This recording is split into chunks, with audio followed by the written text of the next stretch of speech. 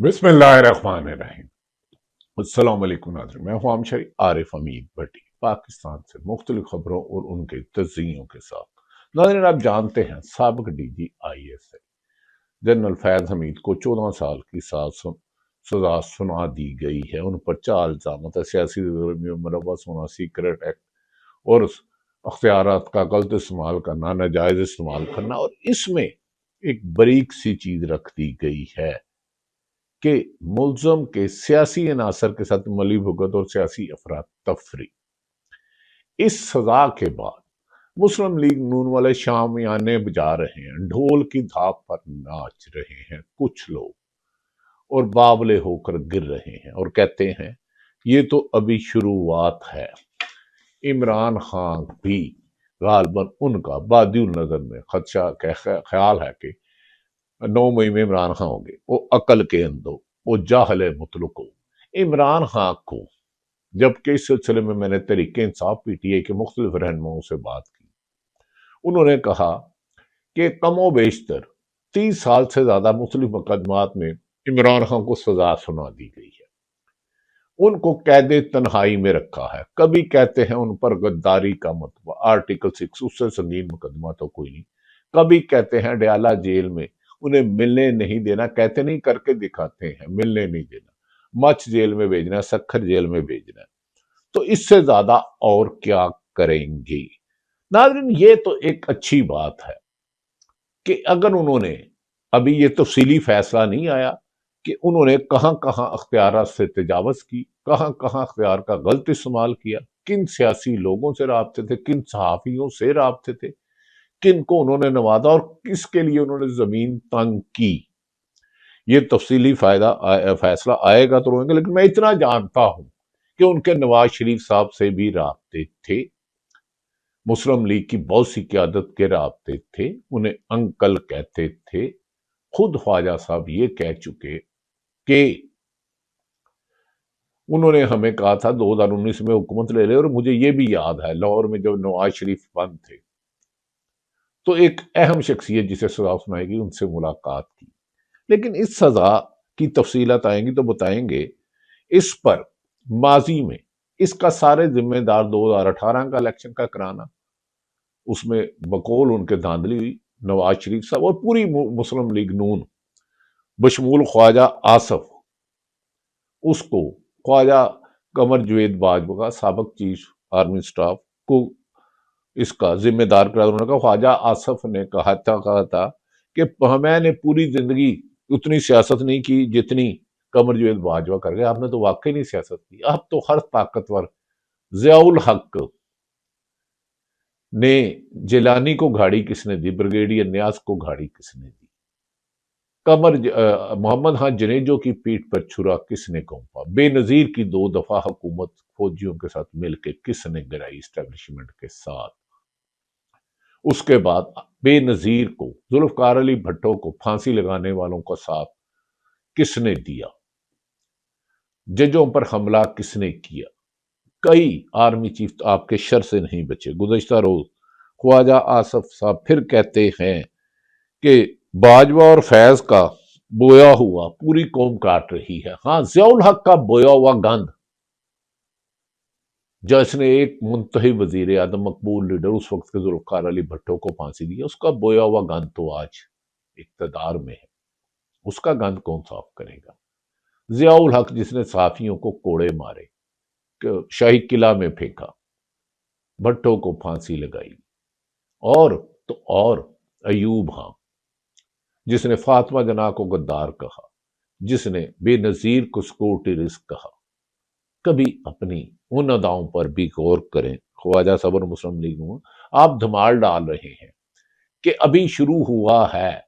तो मोहतरम, अगर कमर जवेद बाजवा का भी आप कह रहे हैं इत्तेसाब होना चाहिए और आपने इसका कई दफा जिक्र किया, तो मुझे ये बताएं, कमर जवेद बाजवा को खुद ख्वाजा आसफ ने एक्सटेंशन क्यों दी 3 साल की? ख्वाजा आसफ ने हाथ क्यों खड़े किए? अगर वो सियासत में हिस्सा ले रहे थे, अगर उन्होंने इलेक्शन चोरी किया था, अगर वो अख्तियारात का नाजायज इस्तेमाल कर रहे थे, अगर एक MNA सियालकोट से इलेक्शन हार रहा था, उसने आधी रात को उन्हें वो राबता किया और अगले दिन वो जीत गया, پھر اس شخص کو اگر اس نے آپ کی حکومت گرائی، تو جب عمران خان کی حکومت گئی غالباً آرمی چیف تو قمر جاوید باجوہ تھے، اور سنا ہے اور یقینی بات ہے یہ کہ اسٹیبلشمنٹ فوج ایک ڈسپلن فورس ہے، یہ ممکن ہی نہیں کوئی اکیلا آدمی کام کر جائے اور باقیوں کو پتہ نہ چلے۔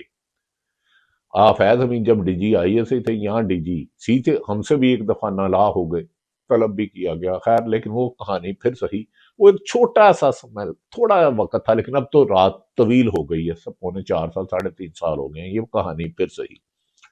ناظرین، بظاہر تو ایسا لگتا ہے کہ نون لیگ جو جشن منا رہی ہے، شاید وہ یہ غافل ہو گئی ہے کہ کچھ عرصے سے صوبوں کی بات بہت تیزی سے کی جا رہی ہے، اور ہماری اطلاع ہے کہ صوبے بنائے جا رہے ہیں، اس کے لیے تمام ممکنہ اقدامات زور کیے جائیں گے۔ بظاہر ناظرین، خواجہ آصف نے جتنے beneficiary army chief Qamar Javed Bajwa کے یہ ہیں، عمران خان کی حکومت اس دور میں گئی، نون لیگ کے اوپر اربوں خربوں روپے کے مقدمات تھے، وزیر اعظم محترم شہباز شریف پہ تھا، منی لانڈرنگ سے لے کے آصف علی زرداری پر تھے، تو بینیفیشری تو سب سے زیادہ آپ ہیں۔ لیکن چلیں، قمر جاوید باجوہ کے ساتھ کیا ہوتا ہے، اسی لیے آپ نے یہ چھوڑ دی ہے، دیکھتے ہیں کہ وہ کون کون سے سیاسی عناصر ہے، کون سے صحافی ہیں، کون سے جج ہیں، کیا یہ سلسلے فیض حمید کے ریٹائر ہونے کے بعد بند ہو گئے؟ اگر 9 مئی کو تھا تو پھر تو کوئی اور طاقت تھی، یہ کیسے ہو سکتا ہے کہ ریٹائرڈ جرنیل سب کچھ کر جائے اور پاکستان کی حکومت اور اس کو پتہ نہ چلے؟ 9 مئی میں کیا عمران خان کو پھانسی دے دو گے؟ بھائی، جو اس کے ساتھ سلوک کر رہے ہو، قاتلانہ حملے سے لے کے قید تنہائی اور ہر ظلم، ایک طویل داستان ہے۔ ناظرین، بظاہر میری اپنی رائے ہے، بظاہر موجودہ حکومت کو، چاہے ضیاء الحق کی حکومت ہو، ماشاء اللہ ہو، ایوب کا ہو، مشرف کا ہو، جتنی آج حکومت کو، بظاہر حکومت کو عوامی حمایت کے بغیر، عوامی حالات کی ناپسندگی کے باوجود موجودہ حکمرانوں کو جتنی حمایت مل رہی ہے، اتنی ماضی میں کسی بھی ڈکٹیٹر نے کسی کو نہیں دی۔ ہر قسم کی موجودہ حکومت کو سپورٹ مل رہی ہے۔ یاد رہے کہ نواز شریف کہہ چکے ہیں کہ عمران خان کو نہیں، ان کو لانے والے اصل مجرم ہیں اور تمام کو سزا دی جائے۔ 18 میں کون کس سیٹ پہ تھا، یہ فیصلہ آپ خود ریکارڈ چیک کر لیں۔ جب عمران خان کی 9 اپریل کو حکومت گئی، کون کس سیٹ پہ تھا، یہ فیصلہ آپ خود کر لیں۔ اب یہ 20 سیٹوں کے باوجود ہارون رشید صاحب جو سینئر صحافی ہیں، اقتدار مل گیا، اربوں خربوں کے کیس ختم ہو گئے، جنہوں نے جیلوں میں جانا تھا، فرد جرم عائد ہونا تھا، نہیں لگا۔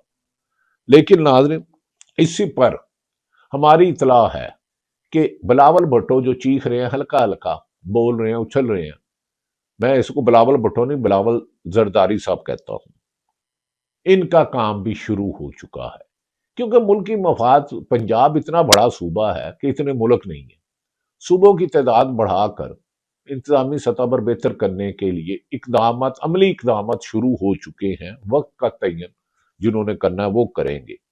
شاید میرے خیال میں اب موجودہ حکمرانوں کو بوجھ سمجھ رہے ہیں ان کو لانے والے، کیونکہ ماں سوائی انہوں نے پریس کانفرنس کرنے، عوامی حمایت سے محروم، عدلیہ میں ان کا وقار نہیں، لوگ کہتے ہیں یہ جو اسٹیبلشمنٹ جو ان پہ مہربانی کرتی ہے، یہ ان کی ہی ٹانگیں کھینچتے ہیں، جو جج ان کے خلاف ان کی مرضی کے فیصلے نہیں کرتے، یہ ان پر حملے کر دیتے ہیں، انہیں ٹیلی فون کرتے ہیں، جسٹس قیوم مرحوم سے لے کے سجاد علی شاہ، اور اب کبھی کہتے ہیں آصف سعید کھوسا، شیخ عظمت اور یہ دیگر جج صاحبان کے خلاف کیا جائے۔ لیکن ناظرین، اس کے برعکس مولانا فضل الرحمان جو طاقتور حلقوں کے ہمیشہ قریب رہتے ہیں، وہ کچھ حکومت سے اکھڑے ہیں، وہ انہوں نے عمران خان کی بہن کے ساتھ جو واٹر کین سے حملہ کیا گیا، واٹر گن یا واٹر توپ یا جو بھی کہتے ہیں، رات کو 12 گھنٹے کے بعد انہوں نے اس کی مذمت کی، انہوں نے کہا سیاست دانوں کو ان کے عمران خان کو ان کی فیملی سے ملنے دینا چاہیے، انہوں نے کہا ہم سوچ رہے ہیں کہ تحریک چلائیں۔ خیر، وہ سوچتے کم ہیں لیکن عمل زیادہ کرتے ہیں، کانسانچ سب سے زیادہ کام مولانا فضل الرحمان کے ہو رہے ہیں۔ لیکن انہی کے سینیٹر اور سابق سپریم کورٹ کے پریزیڈنٹ کامران مرتضیٰ کہتے ہیں یہاں یہ سب سمجھ رہے ہیں سب اچھا ہے، یہ اچھا نہیں چل رہا، آنے والے مہینوں میں صورتحال تبدیل ہوتی ہوئی نظر آ رہی ہے۔ صوبے توڑنے کی کوشش اور صوبوں کا سائز کم کرنے کے بعد بہت کچھ ہوگا۔ وہ کہتے ہیں جو سمجھتا ہے کہ عمران خان کی مشکلات میں اضافہ ہوگا 9 مئی کا کیس ان پر ڈالیں گے، بھائی 9 مئی کو کی تو اب موجودہ حکمران تھے، کون سے پولیس افسر کو شکایت سزا دی گئی؟ وہ توڑ پھوڑ نہیں ہونی چاہیے، اس کی مذمت کل بھی کرتا تھا 9 مئی کی، آج بھی کرتا، جنہوں نے توڑ پھوڑ کی، جلاؤ گھراؤ کیا، اس کی اجازت تھی نہیں۔ جو سمجھتے ہیں مسلم لیگ عمران خان کی مشکلات، اس کو تو مشکلات اس قدر ہوئی کہ آسان ہونے لگی۔ اس کے زندہ جواب ہے کہ انہیں چند روز قبل ایک آفر کی گئی کہ آپ کو فلان جگہ بھیج دیتے ہیں، گیسٹ ہاؤس ہوگا، اے سی ہوگا، تمام چیزیں ہوں گی۔ خبریں ہیں، یہ اس کی حکومت تردید کر سکتی ہے، یہ ان کا حق ہے، لیکن آپ نے سیاسی بیان نہیں دینا مولا، تو انہوں نے اس پر انکار کر دیا۔ اس سے 5 پہلے بھی ان کو آفر ہو چکی، تو عمران خان نے تو پہلے ہی کہہ دیا ہے غلامی یا آزادی، موت، تو موت کو ترجیح دوں گا، لہذا میرا خیال ہے ان کے اس سے برے حالات نہیں ہوں گے۔ لہذا میرا خیال ہے اب وقت جتنا بھی ہے جنہیں انہوں نے استعمال کرنا تھا کر لیا، اب یہ باری موجودہ حکمران، کیونکہ معاشی طور پر ناکام، سیاسی طور پر ناکام، دنیا میں پاکستان کا امیج بہتر نہیں کر سکے، قرضوں میں اضافہ، کاروباری حضرات کی ٹیکسٹائل انڈسٹری، کاروباری حضرات چیخ رہے ہیں، ٹیکسٹائل انڈسٹری بند ہو گئی، کسان رو رہا ہے، مزدور رو رہا ہے، بزنس مین رو رہا ہے، اور اختیارات سے تجاوز پر جو فیض حمید کو کہا گیا، اس کی تو ایک لمبی فہرست تھی۔ فیض حمید صاحب نے، ہماری ایک گزارش ہے موجودہ حکمرانوں سے، اگر فیض حمید سے کسی صحافی نے کوئی فائدہ لیا یا جس کو ڈرایا، یہ بھی ایک فہرست لائے، عمران خان سے لیا، موجودہ حکمرانوں سے لیا، اس سے پہلے یہ سارے گند ایک دفعہ صاف کرتے ہیں۔ یاد رکھ لیں، گند صاف کرنے سے ماحول اچھا ہوتا ہے، گند جمع کرنے سے، بدبو سے کبھی کبھار گند جمع کرنے والے خود ہی گر جاتے ہیں، جیسے آج کل لگڑ بگڑ چمچے کرچوں کا گند اکٹھا کیا جا رہا ہے، ان کو مرضی سے الفاظ کے لائے جاتے ہیں۔ آج یاد رکھ لیں، آج جو آپ کے کہنے پر، موجودہ حکمرانوں کے کہنے پر، یا کسی کے طاقتور کے کہنے پر کسی دوسرے کو برا کہے گا، کل آپ کے اقتدار میں اور طاقت میں نہ ہونے کے باوجود وہ کسی اور کا اعلی کار بن کے آپ کے خلاف بولے گا۔ ایسے پٹھے نہ پالیں، یہ روش اچھی نہیں ہے۔ جو آج ضمیر بیچ رہا ہے موجودہ حکمرانوں کے کہنے پہ، کسی اور کو برا کہہ رہا ہے، تو کل کو جو ایک طاقت میں آئے گا آپ کو برا کہے گا۔ کریڈیبل جرنلسٹ کے پاس کریڈیبلٹی ہے۔ کچھ لوگ کہتے ہیں ہم نے یہ خبر سال پہلے دی تھی، 2 سال میں کھیت مٹی دیتی تھی۔ خیر، جرنلسٹ میں اور دوسرے لوگوں میں فرق ہوتا ہے، صحافی کو اپنی عزت عزیز ہوتی ہے، وہ خبروں کے کریڈٹ نہیں، اس کی خبریں بولتی ہیں۔ ہم صحافت میں نہیں ہوتی، سینئر صحافی یہی کہتے تھے، 10 جھوٹی خبروں سے بہتر ہے ایک خبر بھی نہ دو۔ اگر ایک خبر اچھی آئے تو اس کا فالو اپ کر کے، اس کی تحقیق کر کے اچھی خبریں دو، لیکن خبریں سب سے پہلے نہیں، سب سے سچی خبریں ہونی چاہیے، حقائق ہونے چاہیے۔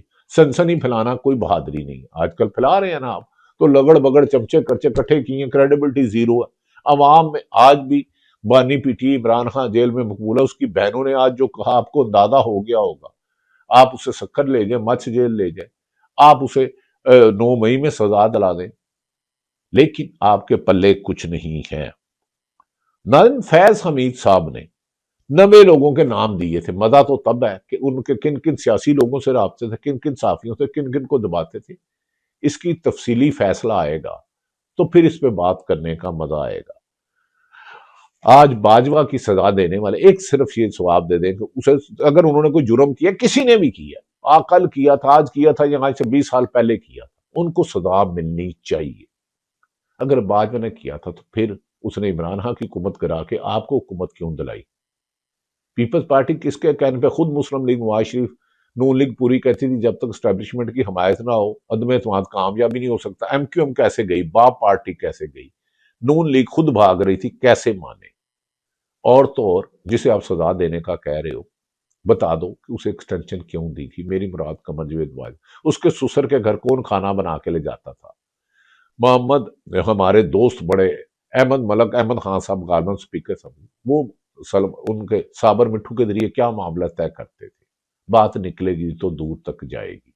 ناظرین، بظاہر آج عمران خان کی پی ٹی آئی کے پاس عدالتوں اور سیاسی جدوجہد میں انہیں انصاف ملنے کی توقع نہیں، لیکن رات ظلم کی بہت طویل ہو گئی، لیکن رات ہی تو ہے، سورج تو نکلنا ہے۔ یہ نظام اللہ ہے، یہ اللہ تعالیٰ رب العالمین جس نے پوری کائنات بنائی ہے، اس کو اونگ بھی نہیں آتی، اس کو اونگ بھی نہیں آتی۔ وہ اللہ رب العالمین ہے، کل کائنات کا رب ہے، صرف مسلمانوں کا رب نہیں، صرف نیک بندوں کا رب نہیں۔ وہ برے کی رسی بھی دراز کرتا ہے، لیکن لامحدود نہیں ہوتی۔ آنے والے چند ہفتے یا مہینوں میں کئی تخت اچھالے جائیں گے، کئی تاج گرائے جائیں گے، ناظرین یہ وقت بھی گزر جائے گا۔ خبریں بہت ساری ہیں، لیکن پاکستان میں خبروں پر پابندی ہے، پراپوگنڈے کی اجازت ہے، لیکن پراپوگنڈا کرنے سے بہتر ہے خاموش رہا جائے۔ پورا سچ نہ کہنے کا مطلب یہ نہیں کہ جھوٹ بولنا شروع کر دو، جھوٹے پر لعنت۔ اللہ تعالیٰ پاکستان کا حامی و ناصر ہو۔ پاکستان زندہ باد۔